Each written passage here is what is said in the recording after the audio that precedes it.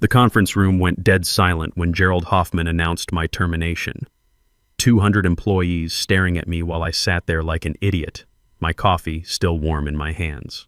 28 years with Great Lakes Industrial Systems, and this is how it ends. My name is William Patterson, but everyone calls me Bill. I'm 52, and up until that Monday morning, I was the senior IT director at Great Lakes. Been there since I was 24, fresh out of the Army with a computer science degree and big dreams about building something that mattered. And I did build something. Every server humming in that basement, every network connection spanning our 3 buildings, every security protocol keeping our data safe. All me. When I started in 1996, they had 4 computers and a fax machine. Now we're running a $150 million manufacturing operation on systems I designed and built from scratch. But apparently none of that mattered anymore. Effective immediately, Bill Patterson will be transitioning out of his role, Gerald said, not even looking at me. His voice had that corporate flatness that executives use when they're destroying lives. We're restructuring the IT department to bring in fresh perspectives and modern approaches to match our evolving business needs. Fresh perspectives. Right. What he meant was his 28-year-old son Mason was taking over, armed with nothing but an MBA from some fancy school and daddy's last name. The kid had been working there for exactly 6 months as IT strategy consultant, a made-up title that let him sit in on my meetings and ask questions that proved he couldn't tell a server from a space heater. I should have seen it coming. The signs started 3 months ago when Mason began showing up everywhere I went. Department head meetings I'd attended alone for years suddenly had this kid taking notes and making suggestions about digital transformation and cloud-first strategies. Then came Gerald's casual hallway conversations about updating our technology leadership and bringing in digital natives who understand modern paradigms. Digital natives. The kid probably learned about computers from Instagram stories. But the real kicker was last month when Gerald asked me to mentor Mason and help him understand our infrastructure legacy. Legacy. Like 28 years of bulletproof systems was some kind of museum piece. I played along because I needed this job. Sarah was finishing her master's degree at Ohio State, $40,000 a year in tuition and living expenses. Mike just started his internal medicine residency in Chicago, barely making $50,000 while working 80-hour weeks. My ex-wife Linda had made it clear during our divorce that college expenses were my responsibility, and I'd been counting every month until both kids were financially independent. More importantly, I was exactly 3 years and 4 months away from full retirement benefits. At 55 years and 4 months, I could walk away with my full pension, keep my health insurance, and maybe do some consulting work for fun money. The math was simple. Hold on until September 2027, and I'd be set for life. Now I was staring at unemployment at 52 in a field that treats anyone over 45 like they're typing on stone tablets. The worst part wasn't even the firing itself. It was the calculated humiliation of doing it in front of the entire company. Gerald could have called me into his office, handled it privately, let me keep some dignity. Instead, he turned it into a public execution. Mason will be taking on expanded responsibilities as our new Director of Information Technology, Gerald continued, and I watched my replacement try to look serious while probably Googling what a network switch was on his phone. He brings cutting-edge expertise in modern IT practices and will be implementing several exciting initiatives in the coming months. Cutting-edge expertise. The kid had asked me last week if our servers ran on Windows or the other one. When I said Linux, he nodded like he knew what that meant. After the meeting, I walked back to my office like a zombie. 28 years of memories crammed into a 12 by 12 room with motivational posters I'd stopped reading years ago. Photos of server installations, team building events, the Christmas party where Gerald had given me a Distinguished Service Award for keeping the lights on during the ice storm of 2014. Patricia Wells from HR was already waiting with a security guard and some cardboard boxes. She looked about as comfortable as you'd expect from someone whose job was to watch grown men pack up their careers. "I'm really sorry about this, Bill," she said, and I could tell she meant it. Patricia had been there almost as long as me. She'd probably watched a dozen good people get pushed out to make room for someone's nephew or golf buddy. "You've got 30 minutes to gather your personal items. I'll need your badge, laptop, and company phone." 30 minutes. 3 decades reduced to half an hour of stuffing desk drawers into boxes while someone watched to make sure I didn't steal the stapler. I handed over the laptop and phone right away, but when she asked for my badge, I patted my pockets and frowned. Must have left it in my car. I'll bring it back tomorrow. She made a note on her clipboard but didn't push it. Patricia knew I wasn't going anywhere with office supplies. But what she didn't know, what none of them knew, was that my badge was more than just a piece of plastic with my picture on it. See, when you've been the guy building and maintaining IT security for 28 years, you build in certain safeguards. The badge system I'd implemented had multiple redundancy layers, and the primary admin account had a 72-hour deactivation delay. I'd added that feature after a disgruntled temporary employee nearly crashed our payroll system in 2019 by immediately disabling the wrong account. It was supposed to protect the company from exactly this kind of situation. Instead, it was about to protect me.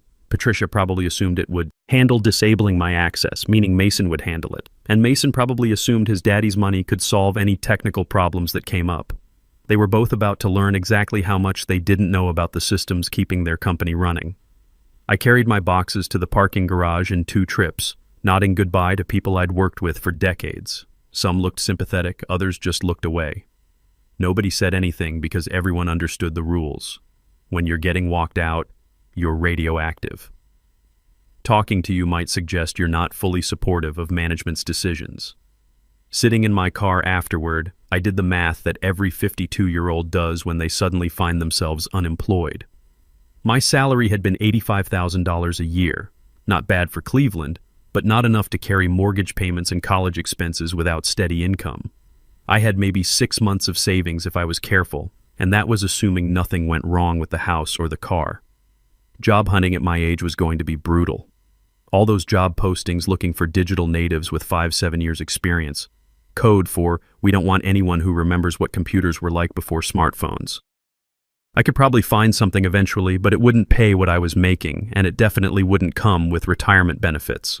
But the more I sat there, the more something else started bothering me. It wasn't just about the money or the timing. It was about the disrespect. 28 years of keeping their systems running, of being the guy they called at 2 a.m. when something broke, of building an IT infrastructure that had never had a major security breach or significant downtime. And Gerald's way of saying thank you was to humiliate me in front of 200 people so his unqualified son could play office. That's when I remembered something important. Gerald had this massive presentation scheduled for Thursday morning, 3 days away. Potential client from Detroit, some automotive parts manufacturer looking to upgrade their entire production management system. Gerald had been bragging about it for weeks, calling it a company-defining opportunity. The contract was worth $25 million over 5 years, enough to fund the company's expansion plans and probably a nice bonus for whoever closed the deal. Mason was supposed to handle the technical demonstration. The kid who didn't know Linux from lingerie was going to convince a room full of engineers that Great Lakes could handle their complex manufacturing integration. This was going to be interesting. That evening, I sat in my garage with a beer and really started thinking about what Gerald and Mason didn't understand about IT infrastructure. It's not just servers and software. It's layers upon layers of access controls, authentication protocols, and security hierarchies that took me decades to build and refine. Every system has what we call privileged escalation paths, ways for administrators to regain control if something goes wrong. I'd built those paths carefully over the years, always thinking about business continuity and disaster recovery. What happens if the primary admin gets hit by a bus? What if someone accidentally locks themselves out of critical systems? The irony was beautiful. Gerald had just created exactly the kind of scenario my security protocols were designed to handle, except now I was the disaster they needed to recover from. Tuesday morning, I drove past the office on my way to the unemployment office. Just curious, you understand. My badge was still in my wallet, and according to my own security protocols, it would remain active until Thursday morning at 9:15 a.m., exactly 72 hours after my termination went into the system. I spent Tuesday filling out job applications and updating my LinkedIn profile. Seeking new opportunities, the polite way of saying got fired by my boss's kid. By evening, I'd applied to 12 positions and gotten 3 automated rejection emails. The job market for 52-year-old IT directors was exactly as brutal as I'd expected. Wednesday afternoon, I got a call from my buddy Ross in procurement. We'd worked together for 15 years, and he was one of the few people who'd actually said goodbye when I was getting walked out. "Bill, you're not going to believe this," he said, laughing. "Mason just spent 2 hours in a meeting trying to explain our server architecture to the Detroit clients over video call. He kept talking about the cloud and digital transformation, but when they asked specific questions about load balancing and redundancy protocols, he started sweating like a confession booth. How bad was it? Put it this way, they asked if our systems could handle a 40% increase in transaction volume, and he said we'd just scale up our bandwidth. I don't think he knows what either of those words actually means. The Detroit clients were getting nervous. Good.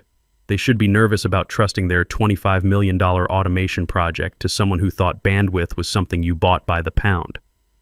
"They're still coming for the in-person demonstration tomorrow?" I asked. "Oh yeah, Gerald's putting on the full dog and pony show. Catered lunch, facility tour, the works. He's betting everything on Mason pulling this off." After hanging up, I made my decision. Not about revenge, I'm not that petty. This was about professional standards, about showing a company what happens when you throw away institutional knowledge in favor of nepotism and buzzwords. Wednesday night at 11:30 p.m., I drove back to the office. The parking lot was empty except for Charlie's security truck. Charlie Morrison had been working nights there for 8 years, and I'd helped him set up his daughter's laptop for nursing school just 2 months ago.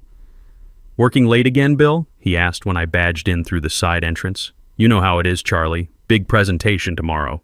He waved me through without a second thought. Why wouldn't he? I'd been coming and going from that building for 28 years. My badge still worked, my face was familiar, and Charlie probably hadn't gotten the memo about my termination anyway. The server room was my second home. I could navigate it blindfolded, every rack, every cable, every blinking light. Row 7, Rack 3, the primary domain controller that handled authentication for every user account in the building. Next to it, the backup systems and network switches that formed the digital nervous system of Great Lakes Industrial Systems. I wasn't going to destroy anything. I'm not a vandal, and I'm not stupid. Destroying company property would be criminal, and I had no interest in becoming a felon over Gerald's stupidity, but I was going to teach them a lesson about the value of experience.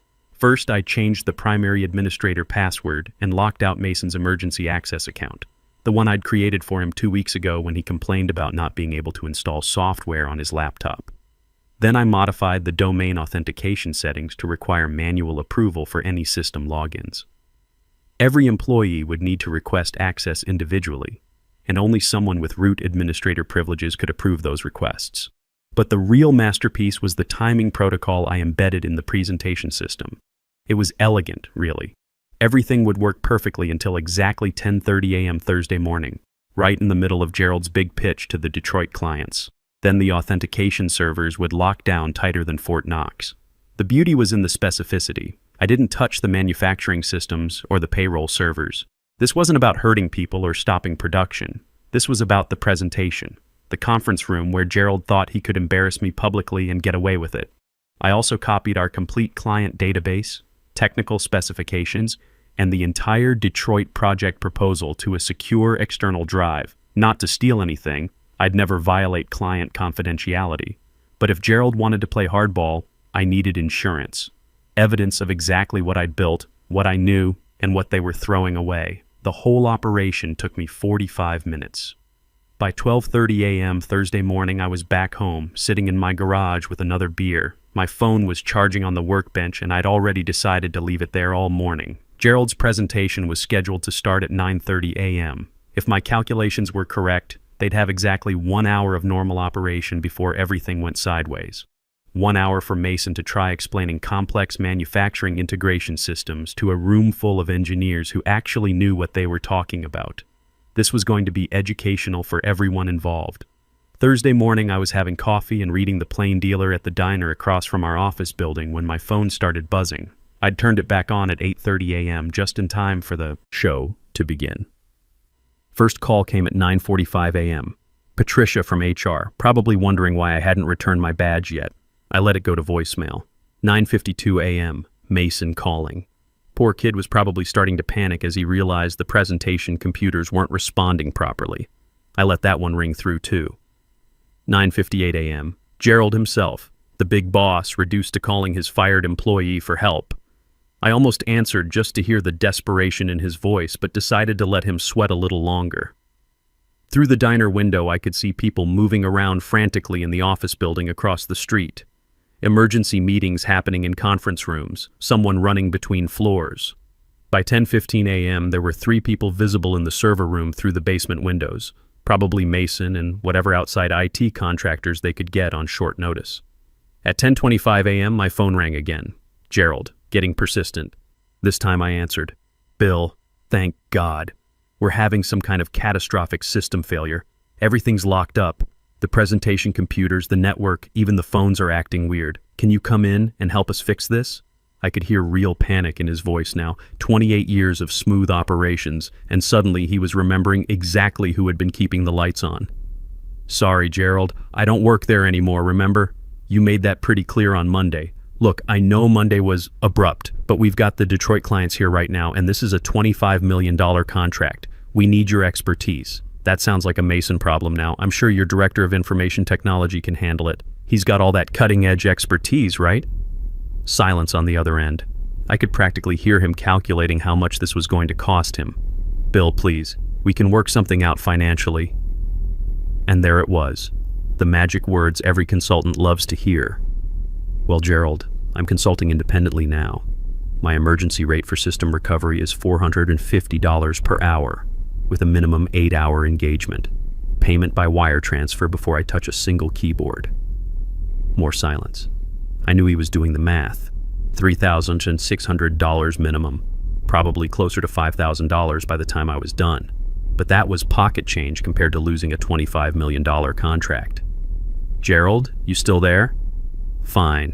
Whatever it takes. Just get down here. The clients are getting restless, and Mason is... He paused, probably looking at his son trying to explain to automotive engineers why none of the demonstration computers would boot up. Mason needs technical support. I finished my coffee, left a $5 tip for the waitress who'd been keeping my cup full, and walked across the street. Charlie, the security guard, looked confused when I walked through the lobby in civilian clothes instead of my usual business casual. The office was pure chaos, people standing around their computers like they'd been cursed by some digital witch. The marketing department huddled around one laptop that still had internet access, probably trying to pull up backup presentations from their personal email accounts.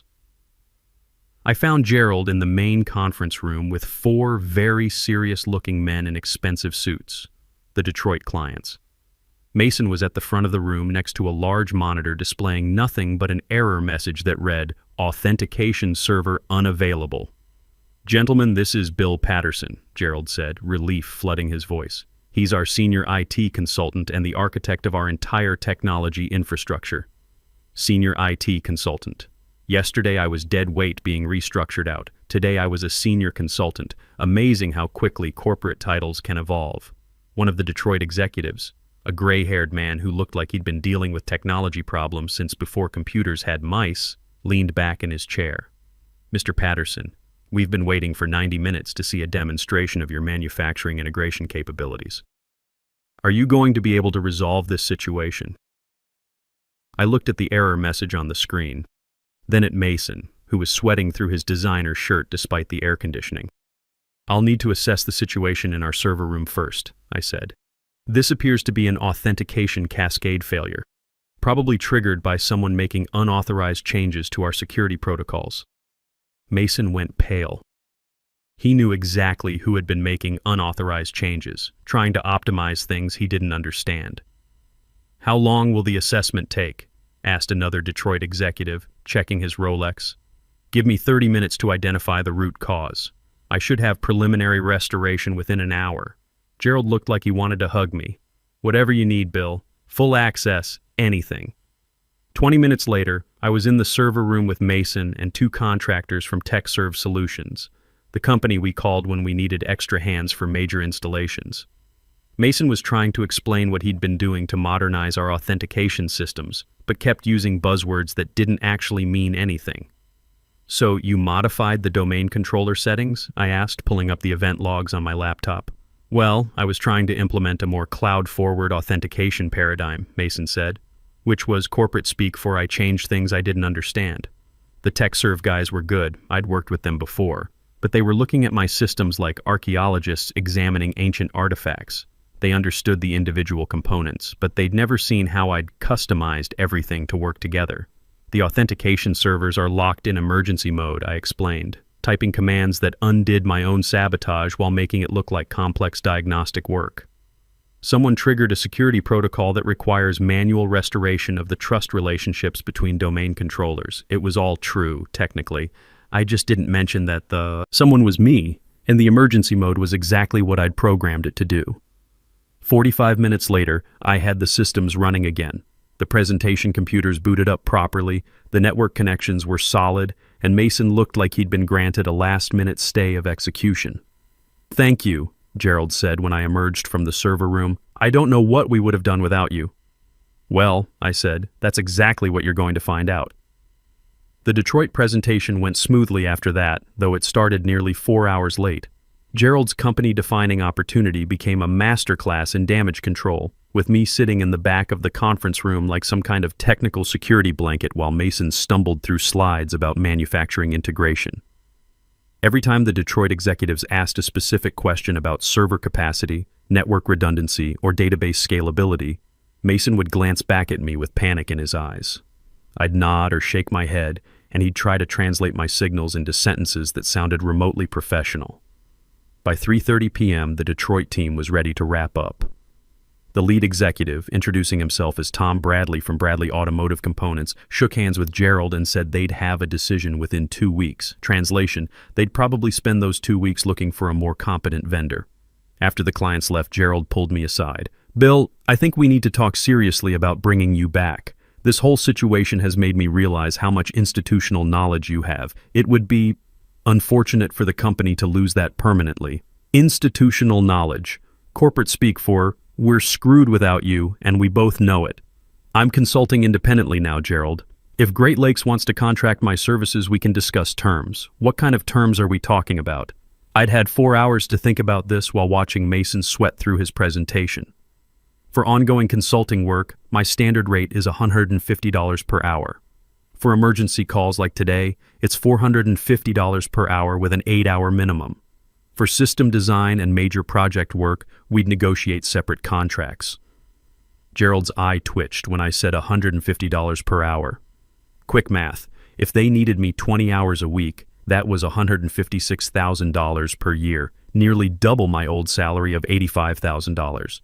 But they'd save money on benefits, office space, and the overhead costs of a full-time employee. And you'd be available for critical situations? Within reason. I'm not on call 24/7 anymore, Gerald, but for legitimate emergencies, yes. He agreed to the terms that afternoon. Amazing how flexible corporate budgets become when the alternative is complete system failure. The following Monday, I got my first consulting contract with Great Lakes. 6 months at 25 hours per week, $150 per hour with emergency response provisions. Gerald's signature was still wet on the paperwork when my phone rang. "Bill, it's Mason. I'm trying to update the security software on the main server, but I'm getting some kind of permission error. What exactly are you trying to install?" "Well, I downloaded this antivirus program that got great reviews online and—" "Stop. Don't install anything else. I'll be there in an hour." It took me 20 minutes to undo the damage Mason had caused trying to improve our security systems with shareware antivirus software. Then I spent 2 hours explaining to him why downloading random programs onto production servers was roughly equivalent to performing surgery with a butter knife. That became my routine. 3 days a week in the office, working on actual IT projects and strategic planning. The other days were spent fixing whatever Mason had broken while trying to optimize things during my absence. 2 months later, Gerald made Mason the marketing director. Face-saving promotion that got him away from anything involving actual technology. The kid was probably better suited for making PowerPoint presentations about synergy and paradigm shifts anyway. 6 months after that, Gerald offered me a permanent consulting contract at $175 per hour. Seemed the company had decided that institutional knowledge was worth paying for after all. The real satisfaction came a year later when I ran into Patricia Wells at the grocery store. "How's retirement treating you, Bill?" I'm not retired, Patricia. I'm busier than ever. Started my own consulting firm, Patterson Systems Integration. Got 3 major clients now, plus the ongoing work with Great Lakes. That's wonderful. You know, Gerald's been telling everyone that restructuring IT into a consulting model was part of his strategic plan all along. I nearly laughed out loud. Gerald always was good at rewriting history to make himself look smart. He says it's more cost-effective to have senior expertise on demand rather than as full-time overhead, Patricia continued. Well, he's not wrong about that, I said. My hourly rate works out to about $350,000 per year if you calculate it as full-time equivalent. But they only use me when they actually need expertise, so it probably averages around $200,000 annually. Patricia's eyes went wide. 2.5 times my old salary for working fewer hours and having complete control over my schedule. The best part isn't even the money, though. It's the respect. When I walk into that building now, I'm not just another employee Gerald can fire in an all-hands meeting. I'm a professional consultant whose expertise commands premium rates. Every conversation, every recommendation, every system I design carries weight because they're paying serious money for my opinions. Last week, I got a call from Tom Bradley at Bradley Automotive Components. Turns out they'd decided to pass on Great Lakes and were looking for an independent consultant to help them design their manufacturing integration systems from scratch. We were impressed with your technical knowledge during that presentation, he said. Even though it was a bit chaotic, it was obvious you knew what you were talking about. The Bradley contract is worth $800,000 over 18 months. Not bad for a 52-year-old who was supposedly too old for the modern workplace. Sometimes the best revenge isn't getting even. Sometimes it's proving that experience, competence, and institutional knowledge are worth exactly what the market will pay for them. And the market, it turns out, values those things a lot more highly than Gerald Hoffman ever did.